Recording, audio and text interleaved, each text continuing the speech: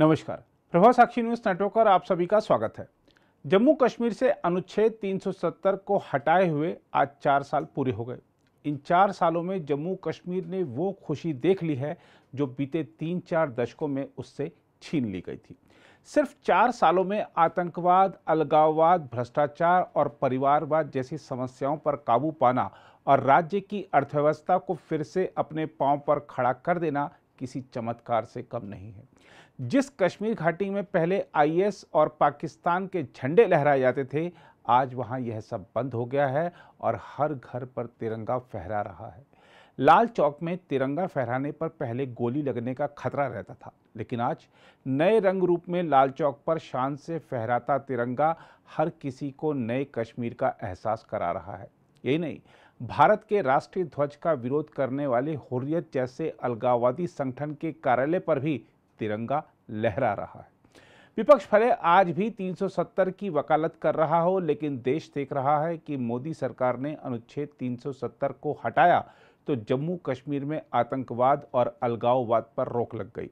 पत्थरबाजी पूरी तरह बंद हो गई। धर्मस्थलों से धार्मिक तकरीरों की बजाय राजनीतिक और भड़काऊ भाषण दिए जाने बंद हो गए।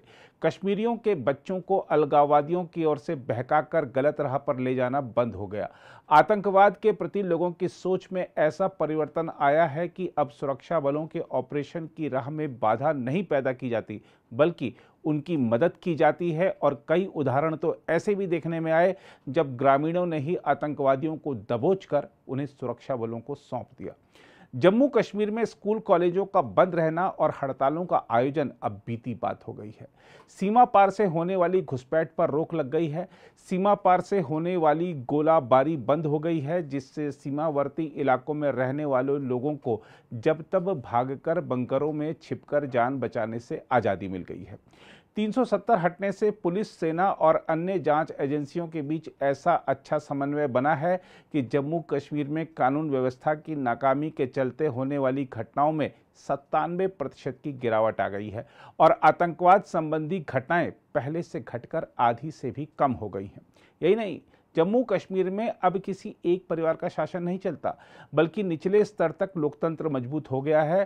पहली बार डीडीसी के चुनाव संपन्न हुए, पहली बार त्रिस्तरीय पंचायती राज तंत्र जम्मू कश्मीर में कायम हुआ।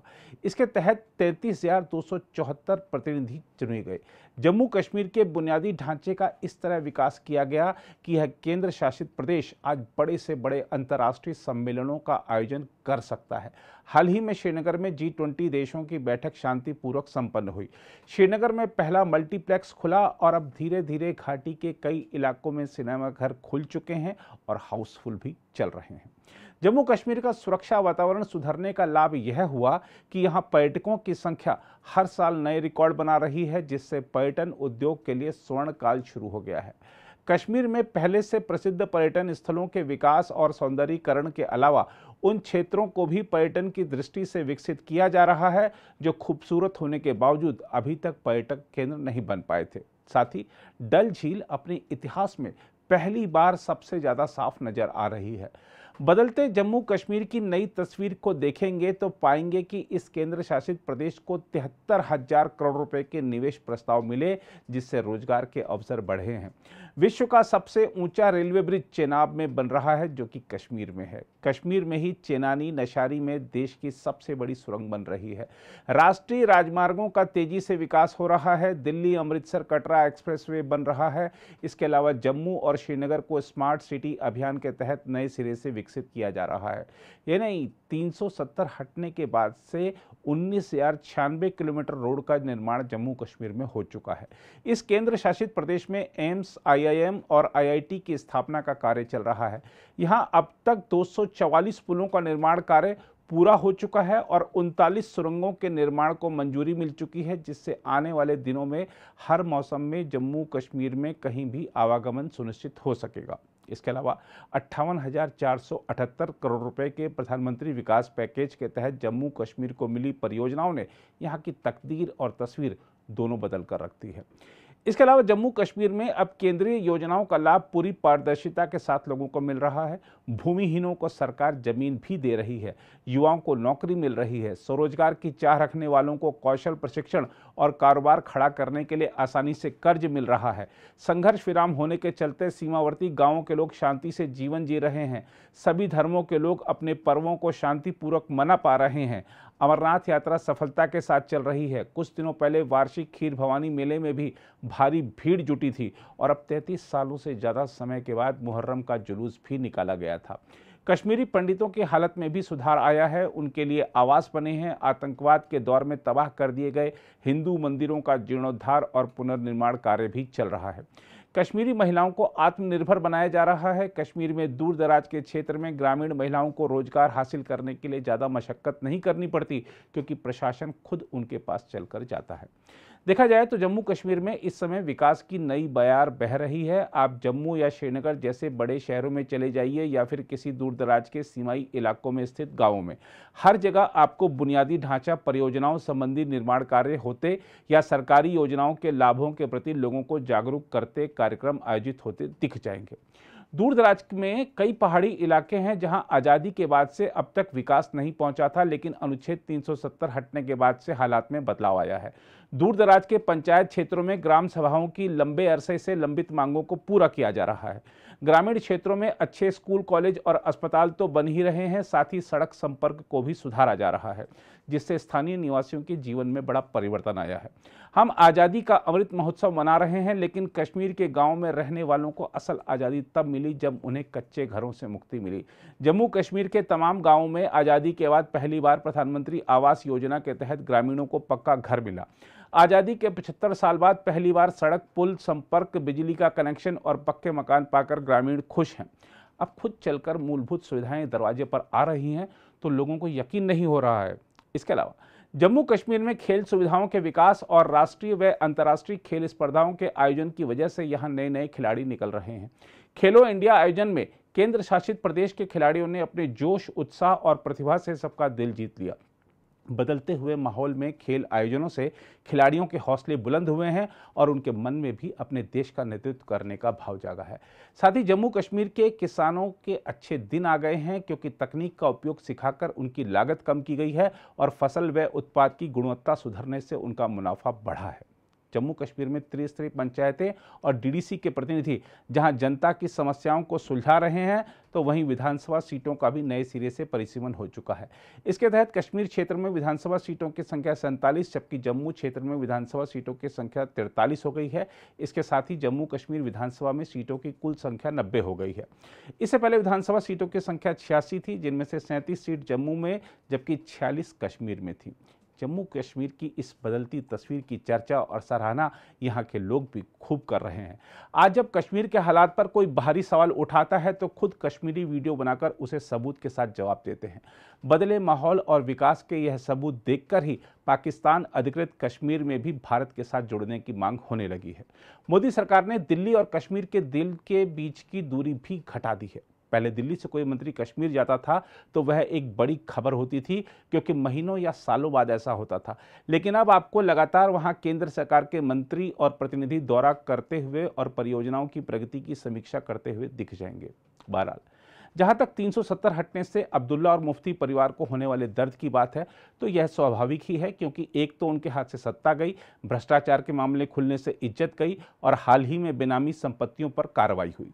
साथ ही अपने पद का दुरुपयोग करके सरकारी जमीन पर अतिक्रमण करने के लिए कानून का उल्लंघन करने वाले प्रभावशाली तथा शक्तिशाली लोगों के खिलाफ बुलडोजर वाली कार्रवाई हुई और उनके कब्जे से सरकारी जमीन को छुड़ाया गया। रसूखदारों की सारी हेकड़ी निकलने से जम्मू कश्मीर के आम लोग बेहद खुश नजर आए। देखा जाए तो यह नया कश्मीर पूरे भारतवासियों के साथ ही कश्मीर के लोगों को भी खूब भा रहा है और हर दिल से यही दुआ निकल रही है कि हमारा जम्मू कश्मीर और तरक्की करे। आइए देखते हैं क्या कह रहे हैं कश्मीर के लोग। बहुत अच्छी बात है। डेवलपमेंट, हंसी खुशी, प्रोग्रेस कौन नहीं रिस्पेक्ट करता और कौन नहीं डिजर्व करता और कौन नहीं चाहता।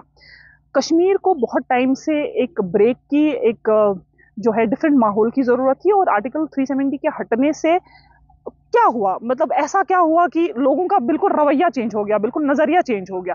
कश्मीर की जो सोसाइटी थी वो तरस रही थी कि कहीं से कोई चेंज आए, और ये जो हड़तालों का, कर्फ्यूज का, बाकी जितनी भी सारी चीजें चल रही थी, इसका जो सिलसिला है वो कहीं थम जाए, खत्म हो जाए, बच्चों को बेटर एजुकेशन मिले, जो जगहें वो बेटर डेवलप हो, which is happening.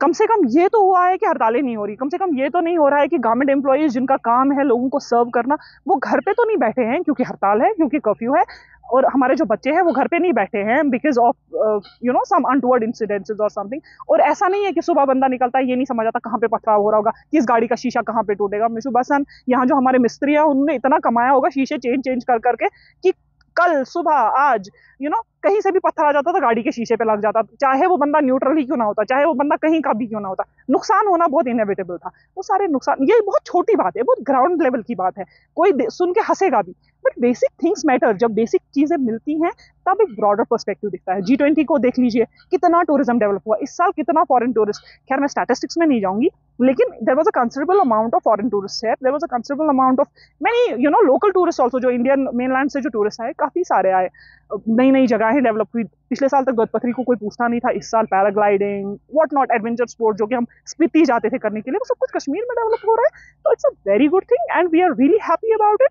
And the best part of it is कि खून नाहक बहना बंद हो गया। देखिए, मैं तो कह रहा हूँ जो सुकून के साल ये जो पिछले 3 साल गए, तो हर कोई चाहता है कि ऐसे ही पूरी ज़िंदगी निकले और हर साल ऐसे ही निकले, क्योंकि जो तूफ़ान था यहाँ पे, जो हालात ख़राब थे एक बिजनेस के लिए, जो बिजनेस वाले लोग थे वो तो टोटली बर्बाद होकर रह गए पिछले 3 डिकेड्स में जो उनका हाल रहा। और कंटिन्यू जो 2010 से लेके 2020 तक, अगर आप देखोगे 2010 में भी हालत ख़राब रहे, 12 में भी रहे, फिर 14 में फ्लड आ गया, 16 में बुरहान वानी, उसके बाद कंटिन्यू 3 साल जो है हालत ख़राब रहे। और बिजनेस कम्युनिटी का जितना लॉस हुआ उतना किसी का नहीं हुआ। और जो सबसे जो हालात जब अच्छे होते हैं, सबसे जो खुश और जो दुआ करते रहते हैं हम लोग कि सुबह बहुत अच्छे रहें, ताकि हम लोग अपने हर बंदा अपनी दुकान खोले, हर बंदा अपने कारोबार पे जाए। और अभी आप देखिए 3 साल के बाद यहाँ पे होटल वो कितने टूरिस्ट आ रहे हैं, और हर बंदा, चाहे वो हाउस बोट वाला, चाहे वो बोट वाला, शिकारे वाला, और जितने लोग हमारे कारोबार से जुड़े हैं, पेपर माशी वाला, कारपेट वाला, ये सारे लोग आज की डेट में खुश हैं। और मैं काफ़ी लोगों से बात करता हूँ, मुझे लगता है कि हर एक घर में, हर एक हाउस बोट में अगले आने वाले सालों पे हमारे प्राइम मिनिस्टर मोदी साहब का फोटो होगा। जिस तरह का उन्होंने अभी यहाँ पे माहौल बनाया और जिस तरह का अभी सिस्टम चल रहा है, तो मैं चाहता हूँ कि इस कश्मीर को दोबारा से नजर ना लगे और ऐसे हम लोग खुशहाल रहें। और जिस तरह अभी मैं परसों 1 बजे रात को निशात में यहाँ पे वो कुल्फी खाने आया, ठीक है, मतलब अभी 1 बजे तक हमारी दुकानें रात को खुली रहती हैं।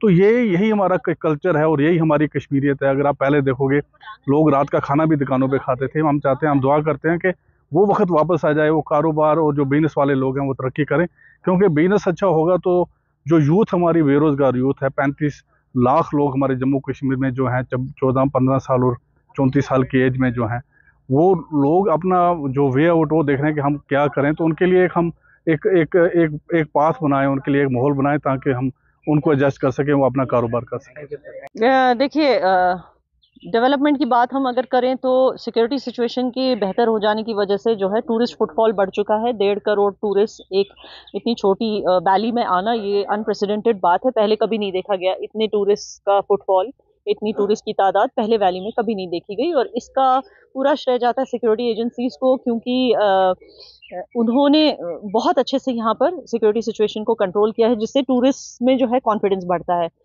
दूसरी बात, ऑफ कोर्स हमारी गवर्नमेंट ने भी बहुत कोशिश, आपको पता है मोदी जी ने खुद भी ट्यूलिप गार्डन के बारे में ट्वीट किया था, और ऐसे करके इन्होंने यहाँ पर टूरिज्म बहुत प्रमोट किया है। ये एक चीज़ है, टूरिज्म पे बहुत अच्छा काम हुआ है।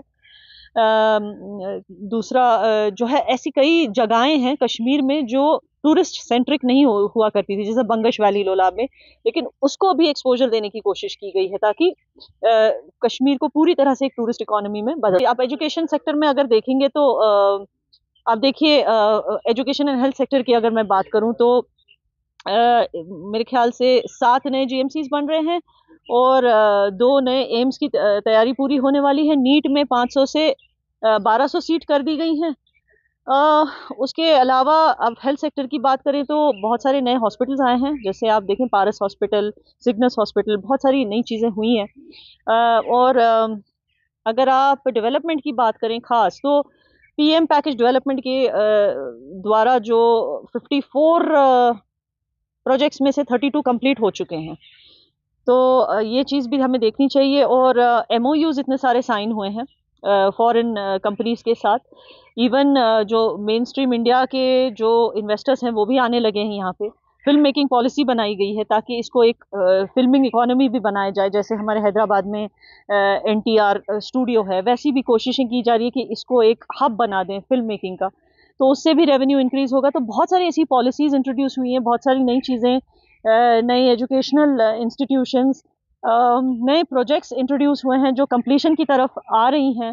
तो मेरे ख्याल से काफ़ी कुछ, आप देखिए बजट भी जो है कश्मीर का डेवलपमेंट बजट 80,000 करोड़ से 2019 के बाद सीधा आज की तारीख में 1,80,000 करोड़ है। वो भी तो एक इजाफा है, कश्मीरियों के लिए बेनिफिट है। तो G20 जो हो चुका है उसने कश्मीर को वर्ल्ड मैप पे डाल दिया है। तो इससे जो है फॉरेन इन्वेस्टमेंट्स के और आने के बहुत आसार हैं। Thank you.